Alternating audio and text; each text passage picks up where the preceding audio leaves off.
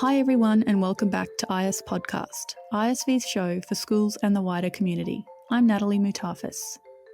On today's episode, Shane Green talks with Rob Kenney, the dad behind the Dad, How Do I? YouTube channel, giving practical dadvice for everyday tasks. But first, Michael Broadstock talks with Independent Schools Victoria Chief Executive Michelle Green about the new faces fronting the education portfolios in Canberra and at Spring Street. Welcome back to IS Podcast, Michelle. Thank you, Michael. It's always lovely to be here. Well, a lot's happened since we last spoke on IS Podcast. We've had a change of government nationally, a shuffle on the Labor front bench, and a new face in the education portfolio. Yes, and so much has happened that we've almost forgotten the federal election campaign. One of the real positives for us in the election campaign was that the two major political parties who were contesting the election agreed on some core principles, and those principles were vital to the work that we do, that our schools do, and that our parents expect.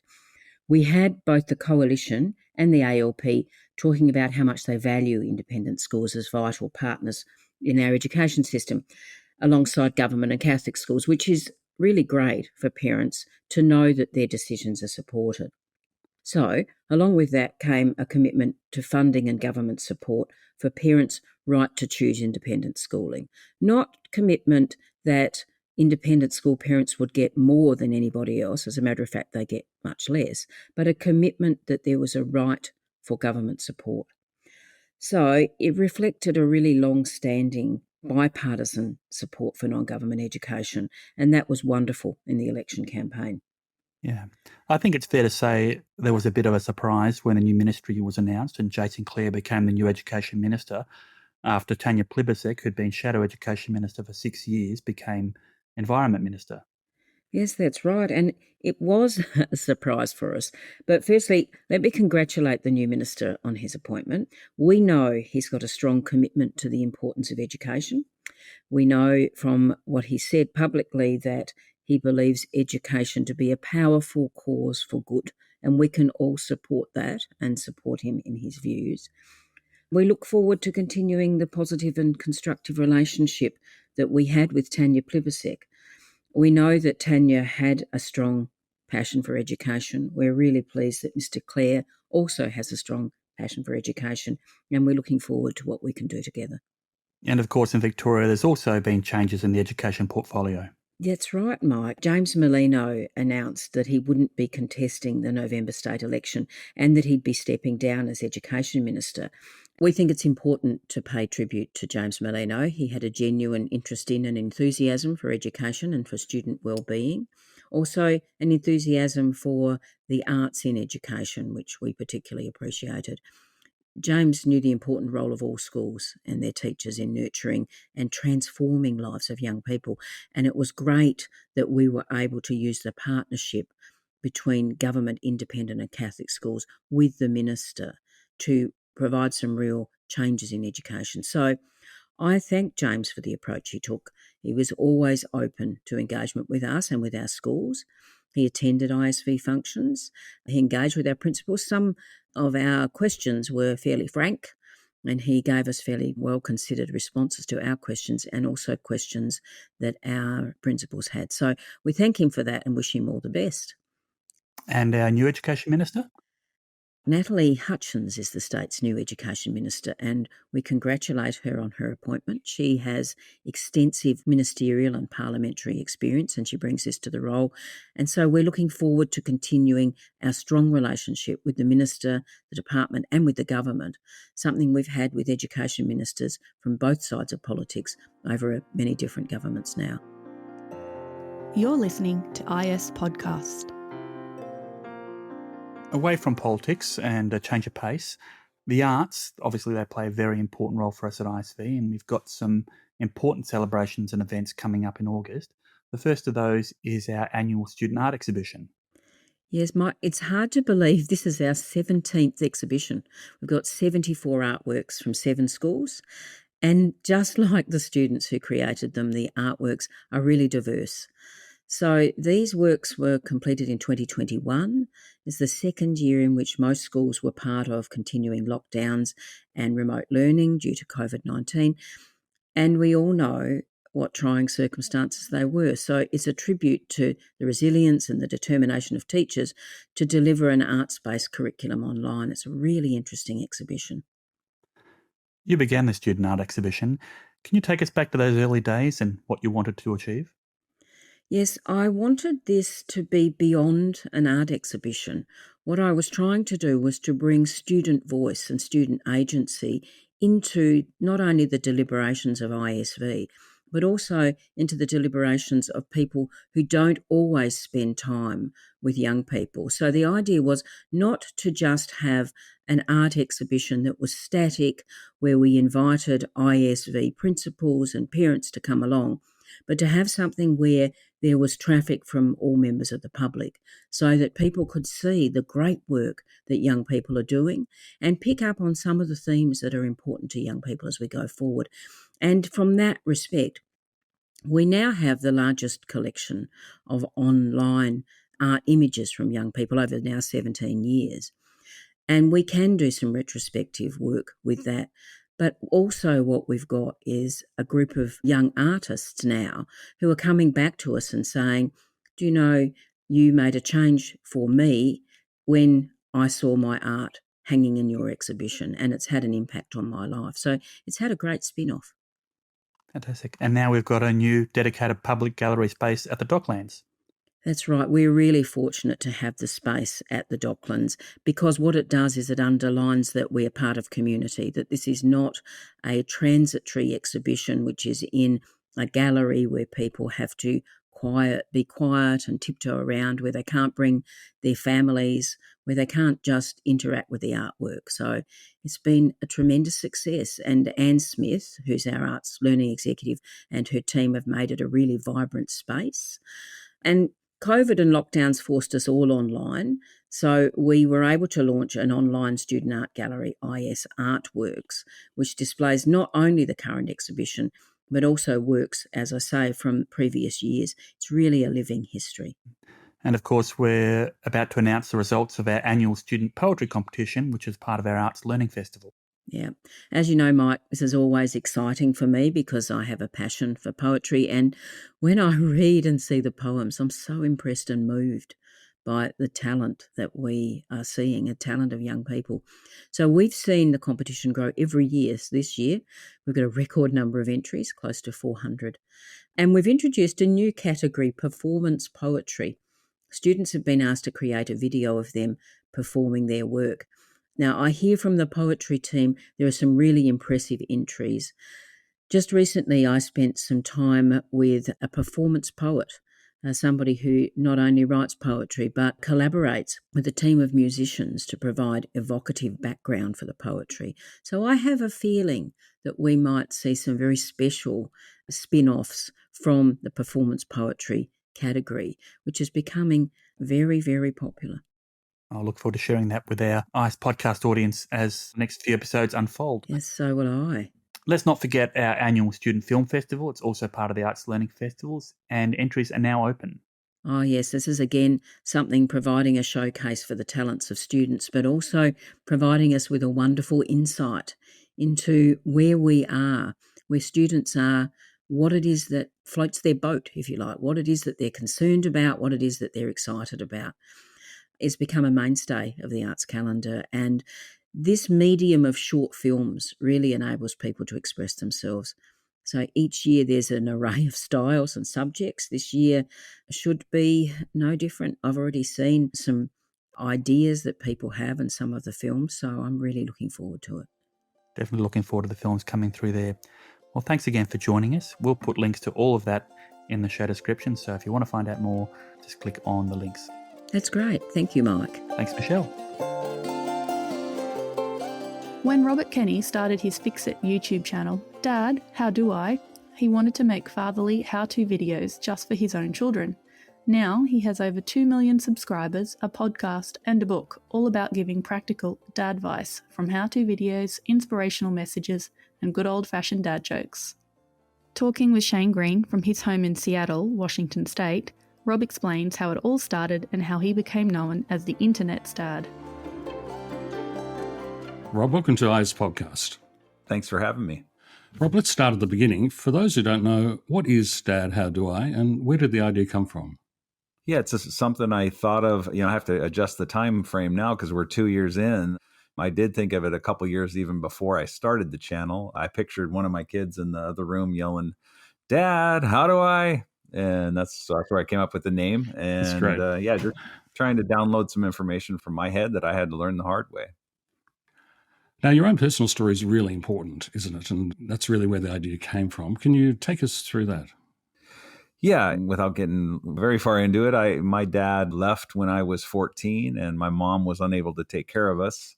And so I ended up living with my brother, who was 23 at the time, which, him and his young wife were basically kids themselves. And so there was a lot of things that I missed out on learning. And so that's a big part of what I'm trying to do on my channel. I'm also trying to encourage people to forgive, because I eventually forgave my dad, and I share that in my book as well. Yeah, I mean, that's a really big thing, and that really struck me, because that forgiveness, without that, it would have really affected your life in a very big way.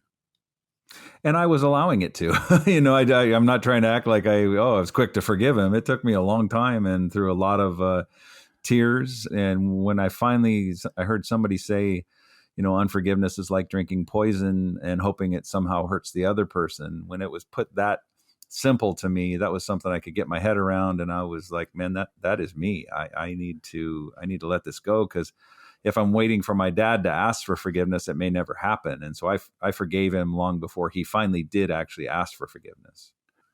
Rob, out of all of that, it must be a wonderful feeling to produce something so positive and affect so many lives. Yeah, I'm so grateful for the platform that I've been given. I'm a man of faith, and I feel like I'm able to, try to share a little bit of God's love in my small, finite way to the best of my ability. And it's such a blessing. I'm so grateful for being able to do it. Well, let's get to the videos. The first one, I think, was how to tie a tie. What was that like to make? Yeah, it wasn't much, and like I said, I thought of the idea a few years before I actually launched it, and my daughter kept getting on me, "Dad, you need to do it. You need to do it." And then finally, I ran out of excuses because we were in lockdown over here. And so tying a tie, there's not much of a commitment there. Not a whole lot of planning ahead. I just put up the camera and showed how to tie a tie. And it probably took me less than 15 minutes to really produce what I wanted. And then the rest is history from there. I did how to shave and how to change a tire and how to put up a shelf. I think I had like 6 or 7 videos up by the time it actually went viral. So I didn't have a whole lot of content at the time. And so I was scrambling to get up some valuable content. Now I'm about 130 videos in. So, if I take a week off, it's not such a big deal because I have enough where people can go back and look at some older stuff. And of course, now you've got 4 million subscribers, or just over. Did you ever imagine attracting that sort of following? No way. Yeah. I've said from the get-go that I thought I was going to have 30 or 40 people. I was just trying to make a nice, tight community and I was answering and replying to everybody. I thought that that's what it was going to be. But then, I'd be out on a walk with my wife, with our dogs, and like, oh, look at that. I just got 5 more subscribers. I'm up to 300. And I was like, even that was beyond me. I couldn't believe it was that big. And then, in May, I started the channel April 1st, and then right around May 20th is when it went viral. And then I was gaining hundreds of thousands of people all at once. Wow. I imagine that must have been overwhelming at times. It was, absolutely. It was actually terrifying because I consider myself an introvert. And so it really honestly scared me. I didn't start the channel to switch careers. There wasn't a master plan of this is what we're going to do. It just kind of happened. And so it was scary because I had to grapple with the fact that my face was everywhere. And, if you Google internet's dad, that my face comes up, and that's not anything I've done. I'm not changing the SEO or anything or getting it out there to drive it to the top. It just is there. Which sort of really tells you you've got a really good idea. And that must be quite encouraging as well. It is. Yeah. I have shared this, though. It's a little bit heartbreaking the flip side of how needed it is. If you spend any time on my channel and you read the comments, it can be a little overwhelming. Yeah, I actually have read the comments, and there was one particularly, Rob, that struck me. This dude just adopted everyone on the internet that doesn't have a dad. Yeah, and I still get that. How do you feel with 4 million kids? It's I'm just trying to be faithful, trying to do the right thing. I try to not have a whole lot of bells and whistles. I don't say hit the subscribe button. I've never ever said that, even though that's pretty standard. And then, make sure you put the notifications on. I've never ever said that. I probably need to, get into a groove a little bit more. We're 2 years in. I probably should do a little bit more of that. But everything's kind of been organic. I haven't promoted a ton. So. And of course, you've got a lot of family support. Your daughter looks after your social media, I believe. She does. And she did that almost out of compassion for me because she didn't want to just leave me hanging out there. But she has her work, and so she's finally transitioned out. And so I have a team that's actually helping me with that. And part of that was we wanted to have a little bit more of a normal relationship again, because we kind of got away from that. I love her to death, and we talk all the time. I was just on the phone with her 15 minutes ago talking about what she has going on in her life. And it's kind of nice to have a little bit more of a so-called normal relationship now. One of the things about the videos, Rob, is that it's not just how-to, it's really emotional support, isn't it, that you're providing people? Yeah, I'm glad that I'm able to do that. When my daughter and I were talking about it, several years ago, like I said, I said, there's so much more to being a dad than just running around the house fixing things. I said, I really hope I get the opportunity to kind of share my heart with people. And also, I want it to encourage other dads as well to understand the great opportunity that you have as a dad to hang in there, and enjoy the window that you have your kids at home, because it goes by so quick. Now, 2 years on, there are a lot of exciting things happening for you. Can you outline some of the great things coming up? I've got some great sponsorships that are finally, I get sponsors reaching out to me on a weekly basis, several every week. And, not a lot of them fit, but I feel like finally I'm kind of, waded through and got a few good ones that make sense, because I'm still working. I still have my day job, because I'm just trying to make sure that my wife and I, we're close to retirement. We're both 58. And so I just want to make sure I don't pull up short with my regular job. And I've probably been overly conservative with that, but I do feel like we got some things coming our way. There's been talk of an unscripted show and also of even a sitcom. So there's a lot of different things that are kind of out there, but nothing solid yet. Nothing's been finalized. I've found things don't happen so quick as as what I thought was going to happen. 2 years in, I would have thought we'd already be there. But yeah, so that's still kind of hanging out there. I did get to write my book, and that came out last year. So that was pretty exciting. Yeah, well, please tell us about the book. Is it the print version of the video? Well, no. So it gives you a little bit more insight into my background. And so when the publisher came to me, because I had a couple of publishers wanting to see if I was interested in writing a book. And I said, the idea that I have is, because I think it's important to not only show people how to do stuff, but also to help people understand what it means to be a good human. And so when I turned 50, I'm one of 8 kids, and I'm number 7. And I went around to each of my older siblings and said, this is what I learned from you. And it's a great character trait. And so that's what the first half of the book is about. It's kind of giving you a little bit more history of what transpired in my life of forgiving my dad. But then I walk you through each of my siblings and talk about a great character trait that I would love to pass on to people. And then the second half of the book is, there's 58 how-tos. I promised 50, and then I think it's always good to under-promise and over-perform. So I added 8 additional ones in case, so people don't say, Dad, that one wasn't very helpful. I kind of covered myself there. Rob, I will put all the details of where to find your YouTube channel and where to buy the book in the show notes. It's been an absolute pleasure having a chat today. Thanks for joining us on IS Podcast. Thanks for having me on. That's all for this episode of IS Podcast. We're going to leave you with former Eltham College student Ben Hardy-White sharing what it was like for him taking part in our first Student Film Festival in 2019.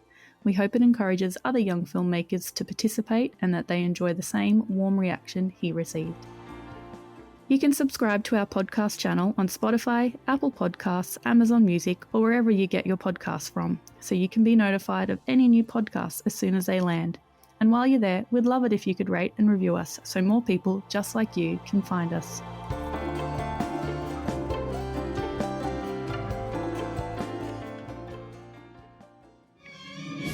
A lot of people ask me, what is your film about? And I have my own views on what the film's about, but what's really special to me is hearing what other people think and people coming to me with views on the film, with ideas about it that I'd never even considered. You know, you have people that come to you and they say, you know, your film is definitely about climate change, isn't it? And that is so just rewarding to know that you've made something that that has such an ability to create, you know, so many different opinions about it. Really, as an artist, I think that is one of the best things, is handing it over and, you know, asking people, you know, what do you think? What does this mean to you? What is the message of this thing?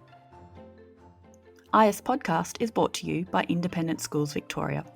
It's produced and recorded by Duncan McLean and presented by Michael Broadstock, Shane Green and me, Natalie Mutafis. Our podcast theme was composed and performed by Duncan McLean. You can find transcripts of our shows with links to what we've discussed at podcast.iseducation.com.au.